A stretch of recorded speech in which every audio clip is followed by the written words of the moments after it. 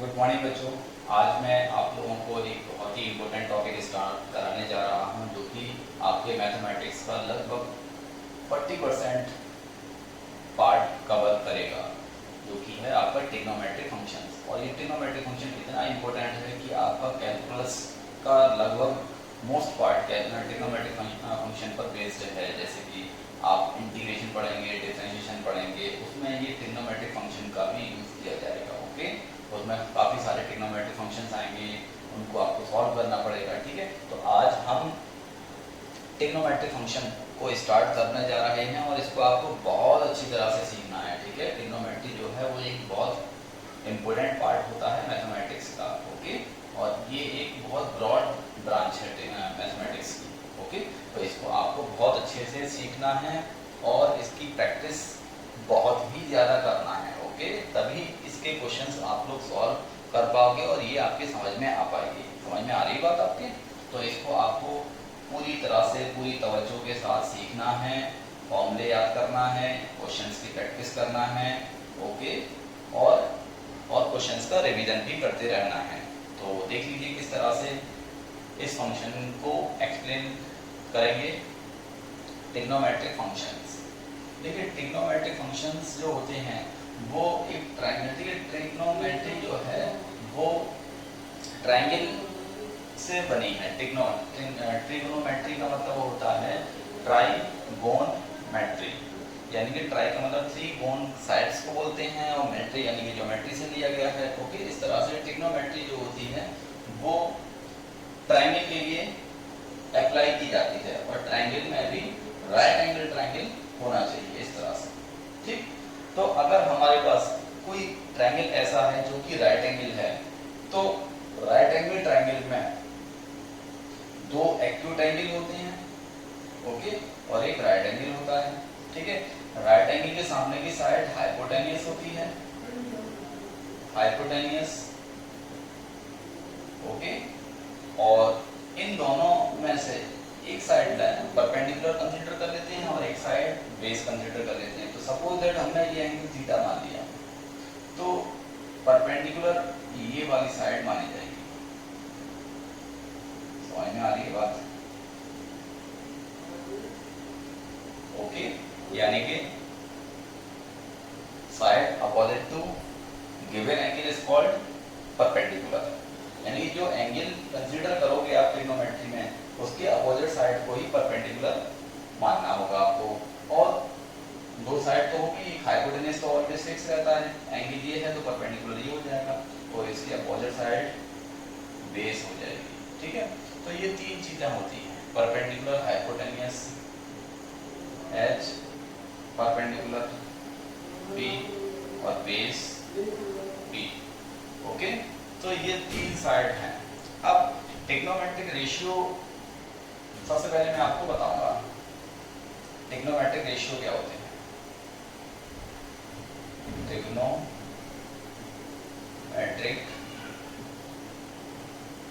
Ratio, what is this? Actual में trigonometric function भी trigonometric ratio होते हैं। रेशियो का मतलब तो आप लोग जानते ही हैं कि जो इनकी साइड हैं, तीन साइड हैं, इन तीनों को आपस में डिवाइड लगा दीजिए। जैसे कि P upon H, H upon P, P upon P, P upon P, P upon H, H upon B। तो इस तरह से आपको 6 तरीके से हम डिफरेंट रेशियो बना सकते हैं।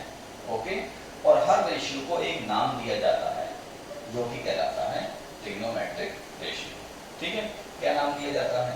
तो ये नाम फिक्स किए गए किस तरह से कि अगर रेशियो परपेंडिकुलर और हाइपोटेनियस का है, यानी कि परपेंडिकुलर अपॉन हाइपोटेनियस, इसको नाम दिया गया साइन। ठीक है, और इसके साथ एक एंगल लगाया गया, क्योंकि जब तक ये एंगल मेंशन नहीं करोगे तो इसका कोई मतलब नहीं बने रहेगा, क्योंकि एंगल से ही पता चलेगा कि परपेंडिकुलर कौन सी साइड है। अगर आप एंगल को मेंशन नहीं करेंगे तो परपेंडिकुलर अपॉन हाइपोटेनियस रेशियो तो होता है साइन में, लेकिन परपेंडिकुलर ये मानोगे तो यहाँ पर क्लियर नहीं हो पाएगा। इसलिए ये एंगल को शो करना बहुत जरूरी होता है। तो ये पूरा कंप्लीट एक फंक्शन होता है जिसको कि हम ट्रिग्नोमेट्रिक फंक्शन कहते हैं। ठीक है, तो साइन थीटा और ये किसका रेशियो होता है, P और H का। तो परपेंडिकुलर और हाइपोटेन्यूज का ratio is called sine. Okay, और इसका जो पूरा नाम होता है इसको इस तरह से भी लिख सकते हैं, ये इसकी शॉर्ट फॉर्म होती है साइन। और एंगल को मेंशन करना बहुत ज़रूरी होता है, बिना विदाउट एंगल ट्रिग्नोमेट्री ये साइन का कोई मतलब नहीं रहेगा किसी ट्रायंगल में। तो याद रखिएगा ये एंगल रिप्रेजेंट करना जरूरी होता है। और एंगल और ये दोनों साइन, ये इनके बीच में कोई साइन नहीं होता है। ओके, यानी कि साइन थीटा को साइन मल्टीप्लाई थीटा नहीं लिख सकते। ओके, समझ में आ रही बात? तो ये एक गलत कैलकुलेशन होगी, समझ में आ रही बात? तो साइन थीटा ये पूरा कंप्लीट एक फंक्शन है। ओके, इसको हमें साइन और थीटा को अलग अलग नहीं कर सकते हैं बिल्कुल भी। ठीक, ये साइन और थीटा के बीच में मल्टीप्लाई लगा दिया, या फिर अगर मान लीजिए इसमें 2 का मल्टीप्लाई करना है तो पता चला कि 2 थीटा कर दिया, तो ऐसा कभी नहीं कर सकते। ठीक, तो याद रखना है इस बात को। तो साइन, और अब देखिए जो दूसरा रेशियो है P और H का रेशियो साइन थीटा हो गया, और B और H का रेशियो ये cos थीटा, और cos थीटा का पूरा नाम होता है बच्चों कोसाइन। इसी तरह से perpendicular upon hypotenuse base tan theta. Okay, base upon perpendicular और theta. Okay, H upon P sec theta, और H upon P cosec theta. Okay, और tan थीटा का जो पूरा नाम होता है बच्चों, इसको बच्चों टेंजेंट कह देते हैं।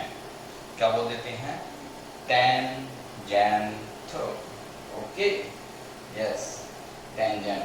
और कॉर्ड को बोल देते हैं बच्चों कोटेंजेंट। सेक को बोल देते हैं बच्चों सेकेंड, कोसेक को कोसेकेंड। समझ में आ गई बात? तो ये 6 ट्रिग्नोमेट्रिक रेशियो होते हैं जिनको कि हम ट्रिग्नोमेट्रिक फंक्शन कहते हैं। ठीक है, तो ये सारे ट्रिग्नोमेट्रिक रेशियो याद रखना है, sine cos tan cot sec cosec.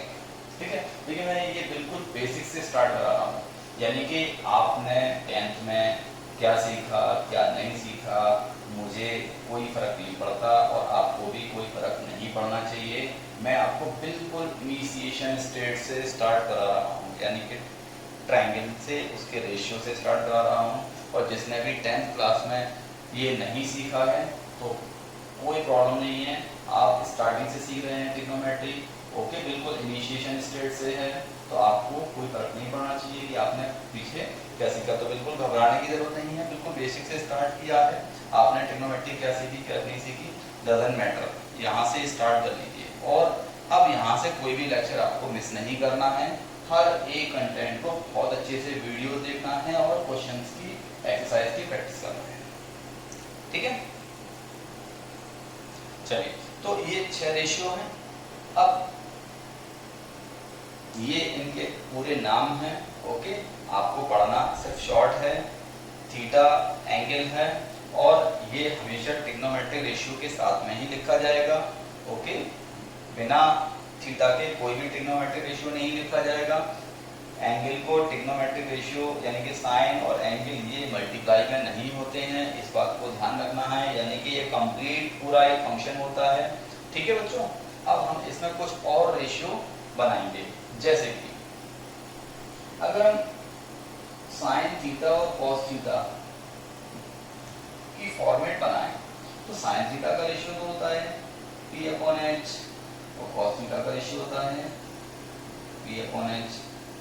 Okay, तो H से H तो कट ही जाएगा, तो रेशियो क्या बचेगा बच्चों? P/B, और P/B होता है बच्चों tan थीटा। देखो ध्यान से, P/B tan थीटा होता है, तो it mean sine theta upon cos theta क्या होगा बच्चों? tan theta. अच्छा, cos theta upon sine theta, जब ये पलटेंगे तो ये भी पलट जाएगा और थीटा हो जाएगा। ठीक है, इस तरह से। और अगर हम यहाँ पर देखें साइन थीटा और कोसेक थीटा, यानी कि साइन थीटा और कोसेक थीटा का प्रोडक्ट की अगर हम बात करते हैं तो साइन थीटा की वैल्यू कितनी है p upon h into cosec theta की वैल्यू कितनी है h अपॉन p। p से p मर गया, h ने h को मार दिया, तो आपको आंसर कितना मिला 1। तो इसका मतलब ये हुआ कि sine theta into cosec theta equal to 1 होता है।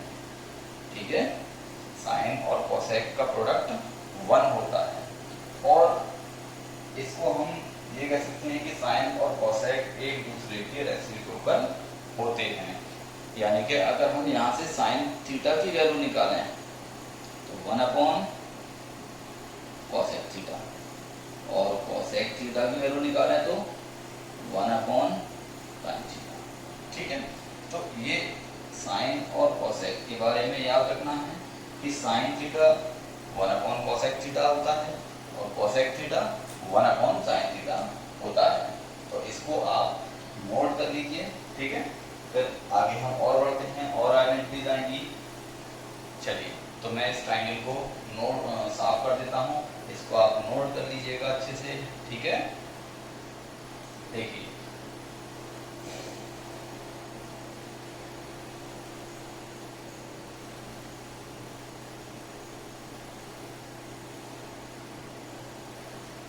अब हम और बात करते हैं और आगे बढ़ते हैं। देखिए कॉस और sec, cos theta into sec theta equal to कितना होगा, कॉस थीटा का रेशियो कितना है b अपॉन h और सेक थीटा का रेशियो कितना है h अपॉन b। इससे ये कैंसिल, इससे ये कैंसिल, 1। ठीक, यानी कि cos theta into sec theta equal to 1। यानी कि cos और sec का प्रोडक्ट 1 होता है। तो यहाँ से अगर हम cos थीटा की वैल्यू निकालेंगे, cos theta equal to 1 upon sec theta और sec theta equal to 1 upon cos theta. ठीक है बच्चों, तो यहाँ पर sec और cos भी एक दूसरे के रेसिप्रोकल होते हैं। ठीक है, चलिए अब हम बात करते हैं इसकी tan और cot। देखिए tan theta into cot theta, b upon b into b upon p, b से b कैंसिल, b से b कैंसिल, कितना आ गया 1। तो यहाँ से tan theta into cot theta कितना आ गया बच्चों 1। यानी कि tan और cot भी एक दूसरे के रेसिप्रोकल होते हैं। तो यहाँ से अगर हम tan थीटा की वैल्यू निकालें तो 1 अपॉन cot थीटा और cot थीटा की वैल्यू निकालें 1 अपॉन tan थीटा। ठीक है बच्चों, तो इस तरह से ये कुछ आइडेंटिटीज हैं जो कि आपको याद रखना है बहुत ही अच्छी तरह से। समझ में आ रही है आपके? एक ये सारे रेशियो, ये और ये आइडेंटिटी आपको याद करना है। ठीक है, तो मैं आज आपको यहीं तक स्टॉप करता हूँ, इससे आगे मैं कल पढ़ाऊंगा आपको। ओके, थैंक यू बच्चों, गुड बाय। और आपको जो भी डाउट पूछना हो चैप्टर नंबर 4 यानी कि एंगल, मेजरमेंट ऑफ एंगल में से, तो प्लीज़ मुझे डाउट सेंड कर दीजिएगा। जो भी प्रॉब्लम हो मैं आपको प्रॉब्लम सॉल्व करा दूंगा आपकी। ओके, ठीक है।